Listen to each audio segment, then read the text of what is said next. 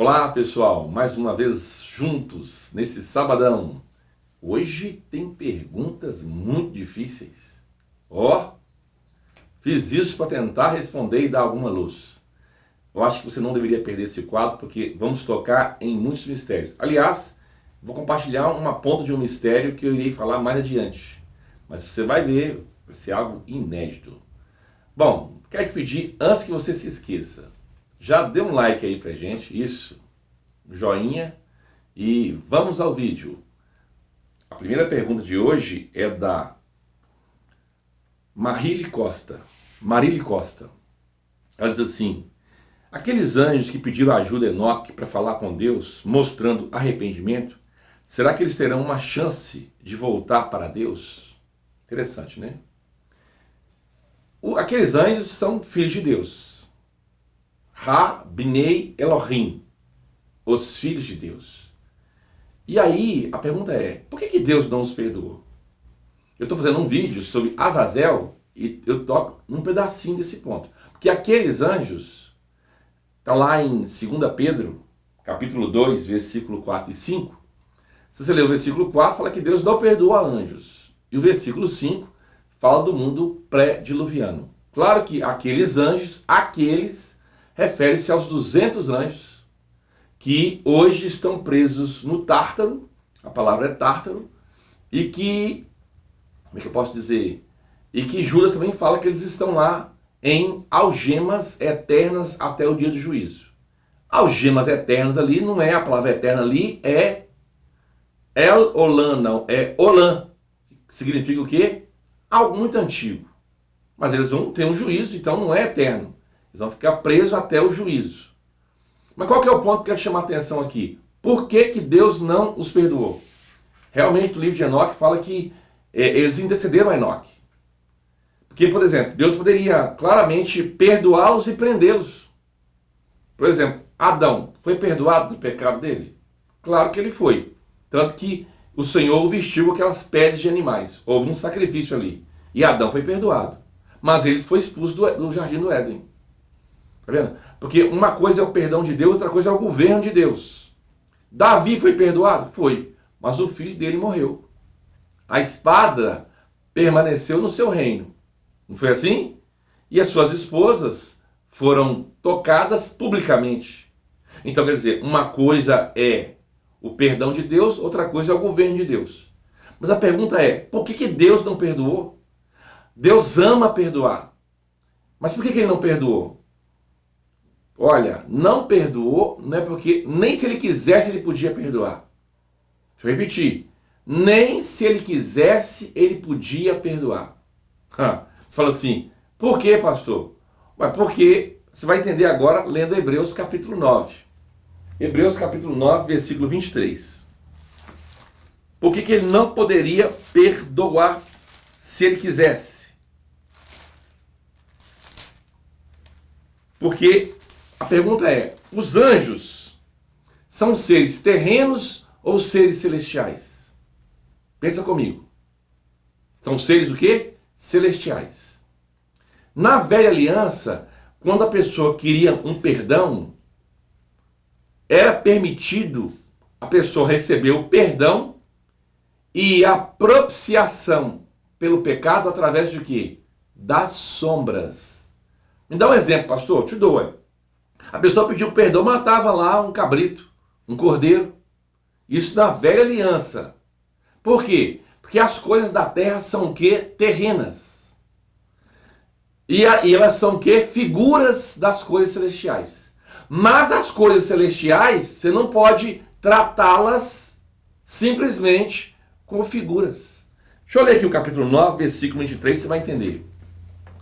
Era necessário, portanto, que as figuras das coisas que se acham nos céus se purificassem com tais sacrifícios, mas as próprias coisas celestiais com sacrifícios a eles superiores. Olha o 22. Com efeito, quase todas as coisas, segundo a lei, a velha aliança, se purifica com sangue. E sem derramamento de sangue não há remissão de pecado.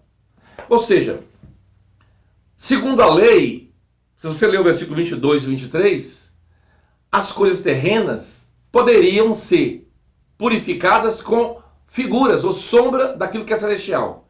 Mas aquilo que é celestial, só com aquilo que é real. Aí você vai entender, começa a entender dois versículos na Bíblia que é uma incógnita. Primeiro versículo é que por que o Senhor Jesus foi lá pregar aos espíritos em prisão? Espíritos em prisão? Do período pré-diluviano? Não, pastor, são pessoas que morreram. Não. Espíritos em prisão aqui refere-se aos anjos. Tá vendo? Então, nem se o Senhor quisesse, ele poderia. Mas depois que Cristo morreu, Cristo é o sacrifício celestial. Ele é a realidade. E aí? E o Senhor foi lá pregar a esses espíritos em prisão, a esses anjos. Qual a finalidade? Qual o objetivo? Ah, pastor, então eles se arrependeram? Não posso falar isso para você. Eu posso dizer que antes o Senhor não poderia perdoar, nem se ele quisesse. Porque os anjos são celestiais e tem que ser sacrifícios superiores, como o de Cristo, para purificar as coisas celestiais. Porque algumas coisas celestiais foram contaminadas por Satanás. A gente vai ver nesse vídeo. Eu vou mostrar para vocês. Porque tem uma pergunta que a pessoa faz aqui e eu tenho que tocar nesse assunto. Tá certo? Então vamos lá. Nem se Deus quisesse, ele poderia perdoar. Porque para ele perdoar, Cristo não tinha morrido. Como é que ele ia perdoar?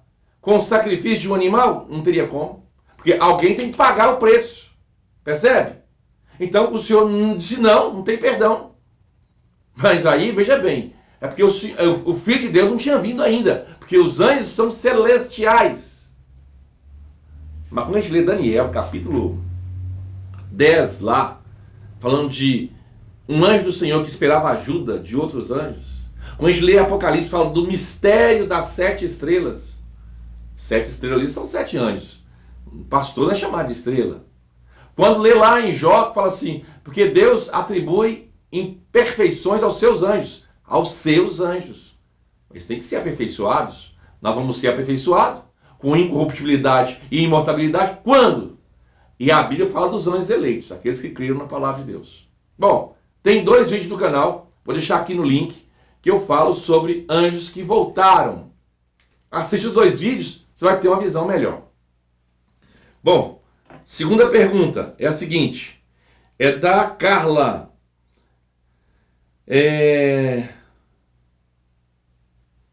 Essa pergunta da Carla eu já respondi aqui já. Ela está perguntando sobre anjos caídos e demônios. Bom, nos vídeos sobre perguntas e respostas eu falo sobre isso. Marcelo Nunes, ele fala assim, se o mal não pode atingir a Deus, nem atingir o tabernáculo de Deus, não, presta atenção, o tabernáculo de Deus, o terceiro céu, não. Mas você vai ver que Satanás, ele profanou os seus santuários. Está lá em Ezequiel, capítulo 28, versículo 18. Se ele profanou, né, ele maculou. Mas o mal não surge do nada. É preciso uma força motriz que o impeça, que o impele na alma de alguém. Será que Satanás não foi feito com caráter maléfico? Bom, deixa eu falar aqui uma coisa. Vou tentar explicar para vocês aqui sobre o mal. Se alguém perguntar assim, lá em Isaías fala que Deus criou o mal, dentro de um contexto que Deus usa nações para punir outras. Mas Deus criou o mal. Não foi só aquela situação das nações ali. Ali é muito maior do que isso. Isaías capítulo 45, versículo 7, se eu não estou enganado. Então veja bem. Como que Deus criou o mal? Deus criou o mal como uma possibilidade. Então você fala assim, mas como é que Satanás pecou? Porque Satanás, ele tinha o mal em si, influenciou Lúcifer. Mas e Lúcifer? É o que ele está querendo saber aqui. Presta atenção.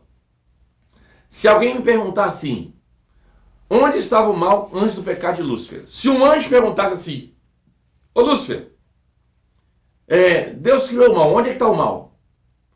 Aí, claramente, se responderia assim, o mal está na quebra da lei. Você fala assim, que lei? A lei que Deus colocou para os anjos. Como o senhor pode provar isso? Uai, foi encontrada iniquidade em Satanás. A Bíblia fala que se não há lei, não há pecado, porque a lei revela o pecado. Se achou iniquidade em Satanás, porque tinha lei. E tinha advertências. Se tem anjos eleitos, porque foram anjos que creram na palavra de Deus. Então, embora eles não sabiam o que ia acontecer, tinha advertências. É igual quando Noé falou do dilúvio, do juiz de Deus, veio o dilúvio. Ninguém sabia o que era dilúvio. O lago de fogo, sabe o que é? Ninguém sabe. Mas a Bíblia fala do lago de fogo. Então tinha advertência para os anjos. Foi encontrada iniquidade nele. Para achar iniquidade, Romanos fala que se não há lei, não há pecado. Então lá na quebra da lei estava o mal. Se quebrar a lei, tem o mal. Então como é que está o mal ali? Como possibilidade. Quando Satanás, na multiplicação do seu comércio, ou seja, o comércio que ele fez foi dois. Tem um aspecto que era a influência dele, que estava aumentando muito, foi multiplicando muito. E quando ele viu que ele tinha grande influência naquele reino, ele deixou-se ensoberbecer. E aí comércio também tem um outro aspecto. Ele começou a vender uma ideia. Qual a ideia? Olha, eu darei algo para você se você ficar do meu lado. E, claro, conta o nosso Criador. As pessoas, os anjos compraram essa ideia, pagaram o preço. Não é na multiplicação do teu comércio? Pois é. Então, o mal existia como possibilidade.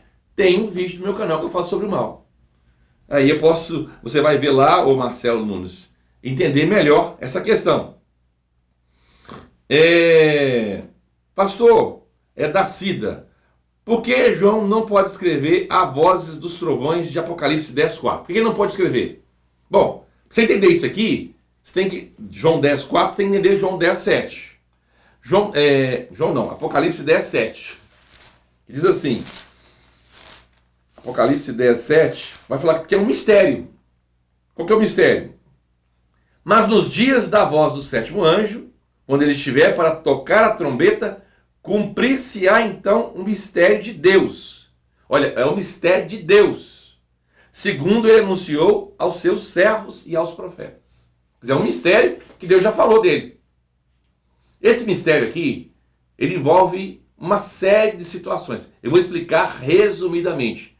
Farei um vídeo mais adiante sobre essa questão. Então, o mistério de Deus. Qual que é o mistério de Deus, se lê na Bíblia? É Cristo. Cristo. Ou seja, tudo que Cristo é e tudo que Cristo revela. É a própria palavra de Deus. Agora veja bem, se você ler lá em Mateus 13:11, o Senhor falou para os discípulos assim, porque a vós é dado conhecer o mistério de Deus, ou o mistério do reino de Deus. Mas a outros não lhes é dado conhecer. Então, o que isso tem a ver? Se você falar para um judeu assim, olha, o mistério de Deus é o reino dos céus. Ele fala assim, não tem mistério nenhum. Porque nós já sabemos isso desde lá de Daniel.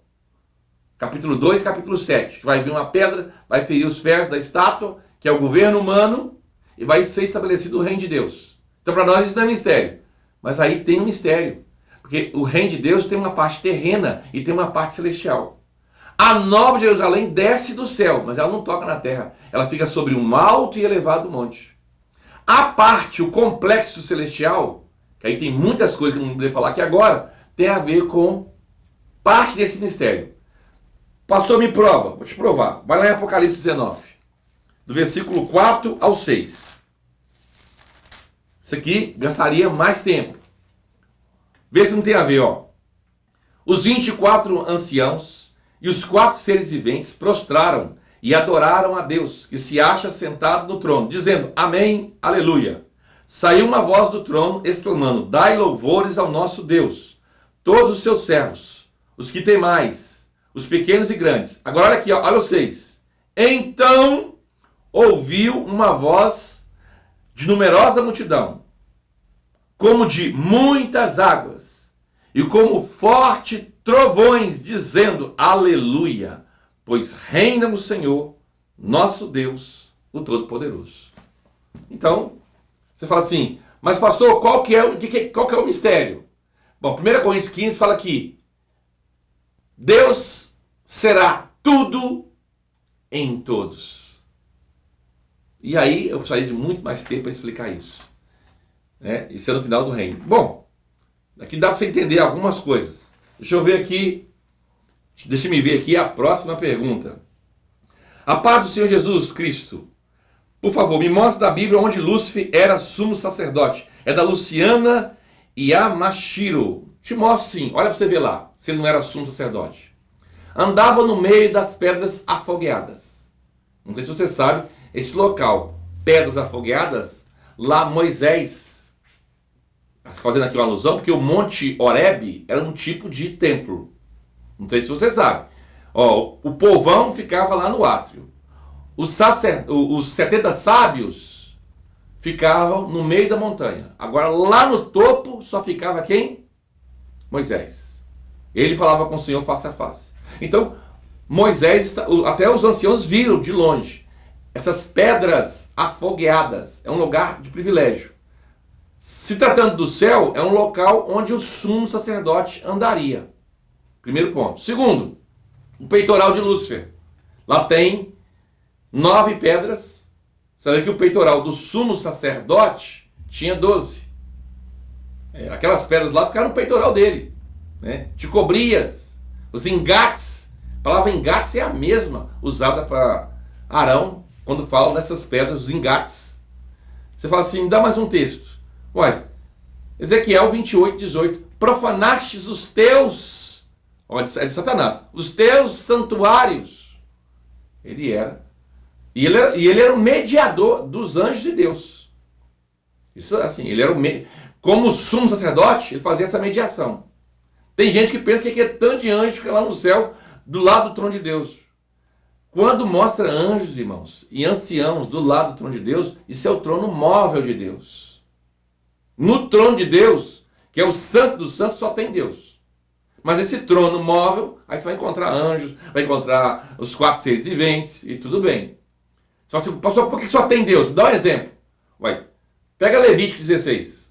O sumo sacerdote entrava no santo dos santos. Lá só tinha a arca, né? A arca representa o trono de Deus. Ele entrava lá e fazia expiação. Cristo é o nosso sumo sacerdote. Ele entra sozinho para fazer expiação. E aonde que ele entra? No santo dos santos. Na arca, não tem a arca hoje, é o trono de Deus. Porque no lugar da arca está o trono de Deus. É só você ler Ezequiel, do capítulo 40 ao 49, você não vai encontrar a arca, mas você vai encontrar o trono de Deus. Tá certo? Que a arca é um tipo do trono de Deus. Aliás, a tampa do propiciatório representa o trono de juízo, que era convertido em trono de graça quando se aspergia o sangue. Bom, acho que respondi a maior parte das perguntas. Quero agradecer a vocês e até o próximo vídeo.